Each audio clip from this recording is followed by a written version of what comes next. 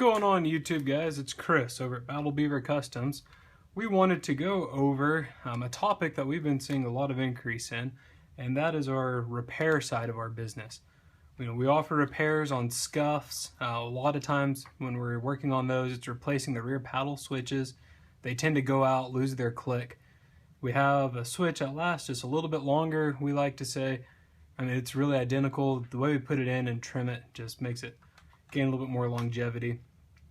But today we want to talk about the other companies out there. We have some smaller guys that are starting to pop up and become a little more prominent, and just want to let our community know that we will fix anybody's controller. We don't care if it's a stock Microsoft controller or if it's your Cinch, your Imagine, your controller shop, your Scuff. So had a customer send one in today, and we just want to talk about a few things that we offer. Figured this is a great example. He sent in one of our competitors' controllers. He has a problem with his right trigger just not working. The trigger stops that they use, he's not a huge fan of, and they're loud, and the right trigger's not working. For my shooting guys, that's not what you want to see. So we're going to go in, we're going to actually convert his adjustable trigger stops to smart triggers, give him a little bit more of a competitive edge. And he has a list of other problems here that we're going to go and just kind of dig around. One of them being his bumper clicks aren't very prominent. Get this a little bit closer, you can hear it. Here's your right one, your left one, there's nothing really there. And I know exactly what that problem is, so we're going to go in, we're going to make some adjustments there, kind of like a high performance car. Everything starts out good and great, but it always takes some fine adjustments to get things perfect, and that's what we want to aim for. We notice his thumbsticks, if you take them, you can actually wiggle them back and forth. That means they're not sitting firm on the pin. See some movement in that skirt. That's going to make your shot a little bit more inaccurate when you're going up to the right. Easy fix, we're not going to charge for that. One of the big things I wanted to address, this is a problem I've ran into for a long time, and we have finally have a solution for it, but these colored rear shells used by a few of us guys out there, you go to put your mic port in here, it doesn't fit, and you can see it's just kind of falling out of the controller. It's not grabbing in to this back pin at all. It's just really it's just not working. So we're gonna go in and fix that. He's had some issues with some misfires on these rear buttons. We're actually going to pop these out and convert them to Battle Beaver buttons. A little bit different feedback feeling there. But this right trigger, we wanted to kind of show something that happens here. We've seen this with a few people, is these screws will strip out really easy if you're not careful. You can actually see some stress marks in here from those being pushed in just a little too hard, being twisted down. And if you notice, here's your left one, it works just fine. The right one keeps getting stuck, but if you were to press this all the way together, you lose that problem. And I see this big glob of hot glue right here. So what that lets me know is someone stripped out that faceplate. That screw is not holding in at all. So when these are separating, that trigger stop is getting caught down in there. I've seen this before.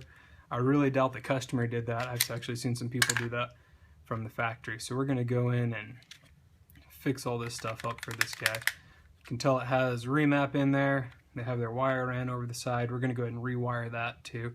We try to keep everything out of this battery compartment. So let's go ahead and take this apart real quick. Just show you a few things before we take a quick break while we go and make these changes, and then walk you through what we did. Also, when you're sending your controller in for repair, don't think we're just here to fix the problems you already have. We will also go in and do some upgrades for you, some extra modifications. This customer actually wanted to go ahead and get a custom home button. It's kind of cool, little helmet of some sort with bullets around the key, around his necklace. So this makes his controller a little more personal. Gotta get this hot glue out of here. I'm not sure if it's supposed to be holding that screw in place. or if it's there to keep people from getting in a controller. But either way around, it's not holding that shell in, so it needs to go away. And I'll pop this middle one and take this faceplate off. So we'll show you, since we're right here, our buttons, our bumper buttons. Again, I can kind of hear the difference. You can see this one's kind of wiggling around on there. Our problem is going to be right in here. So we're going to take this bumper off. We're going to trim this pad up, because you listen to the button itself, it actually has a really nice click to it. So we're going to go ahead and carry that through the controller. Open up their controller in here. You can kind of see they've tried to glue some of this stuff in place. Oh, the wiring in here is a little hectic, so since we're going to change out these rear buttons, we'll go ahead and cut all this wiring out, redo some of the chip stuff in here, clean it up a little bit. Now, the only reason I even show this is not that you're ever going to see the inside of our controller or someone else's controller, but we think it's important because at some point your controller is going to wear out, it's going to go bad, someone's going to have to work on it. We build all of our controllers to a spec that you can work on them. Because if, you blow out your left thumbstick because you're running way too much, you put a good 1.5 years wear and tear into a controller. We need to change this out. We decided to make it easier on ourselves and make it where these controllers can be opened up and fixed really easy. Also, when you look in this controller, you'll notice some of the minor details that aren't here. This pad right here, there's supposed to be a foam or rubber type padding that actually contacts your shell, give you that return.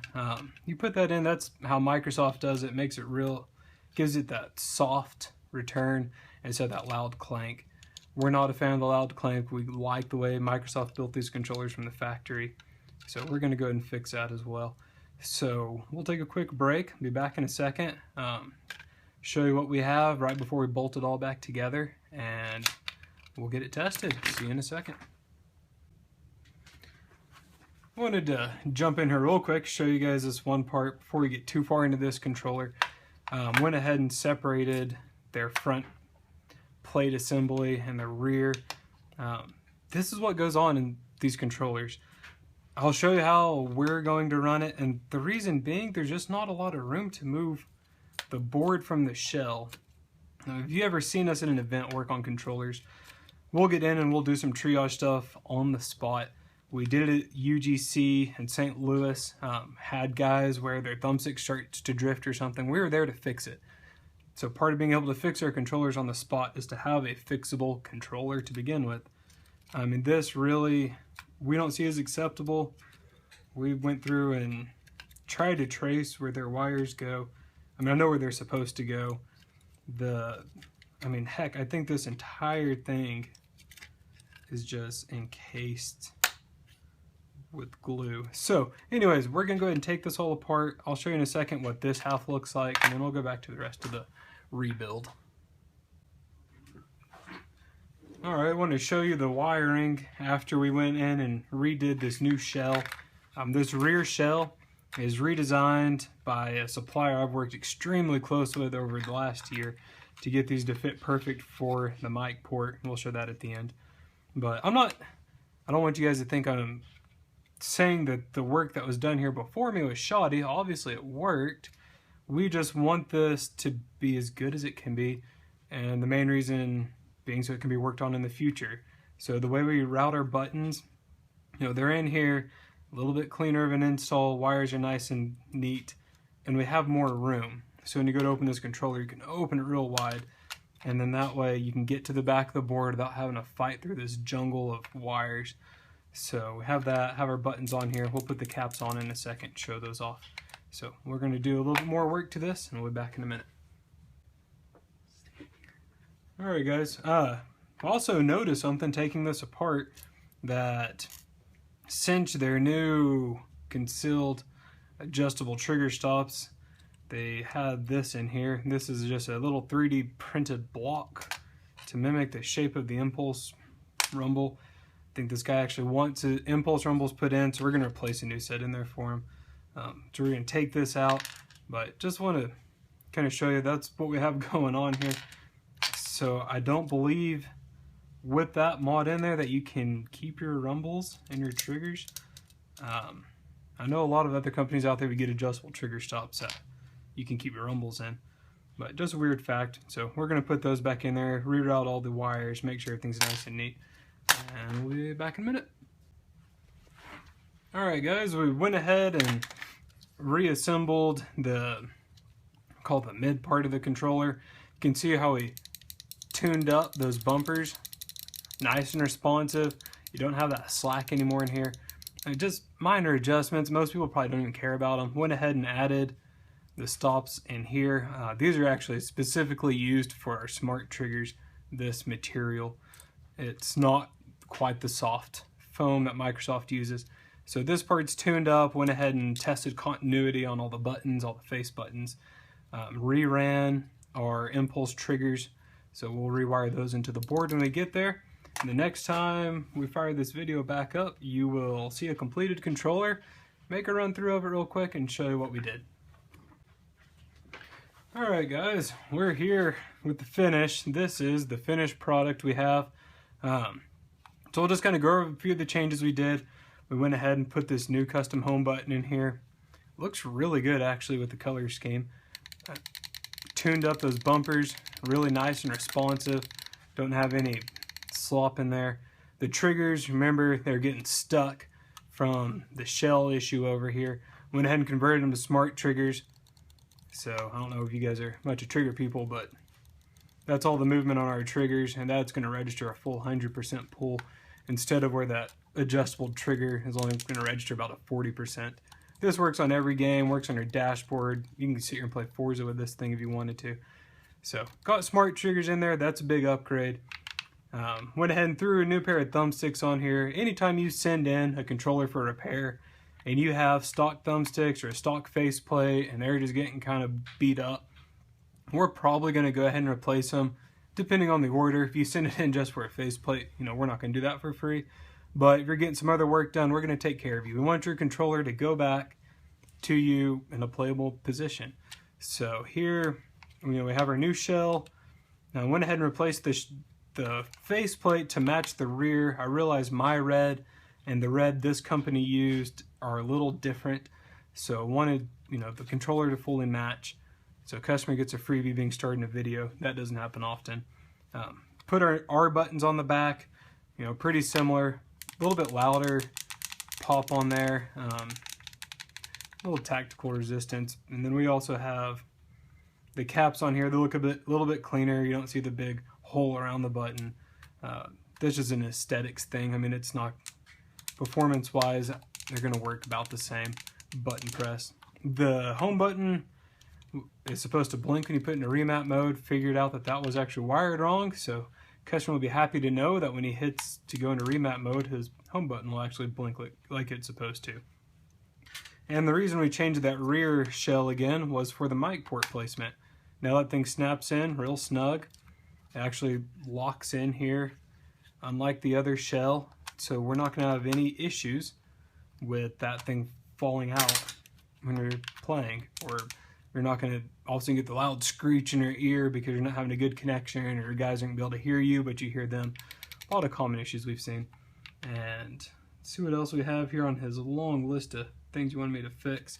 Oh, as you'll see, that's all replaced. It's held together snug, so it's a new faceplate. We don't see any more of those stress marks in here. We know when to not tighten them down too tight to actually stretch the plastic. So all those are in tight. And the final touch is we go ahead and relabel the controller that it has been optimized and certified by Beaver Customs. That is recognized by most LANs. Your MLG, UMG, UGC guys are going to understand what that means. They know that we're not going to put any rapid fire chips or anything in there. So again, guys, this video was not intended to make a dig at a competitor or really just pull them through or expose their issues. It's just to show you that we're here to repair anybody's controller, no matter who builds it, and we're going to take care of you. We're going to make sure that your internals look as good as the outside, because that controller needs to last, as long as a $250, $300 controller should.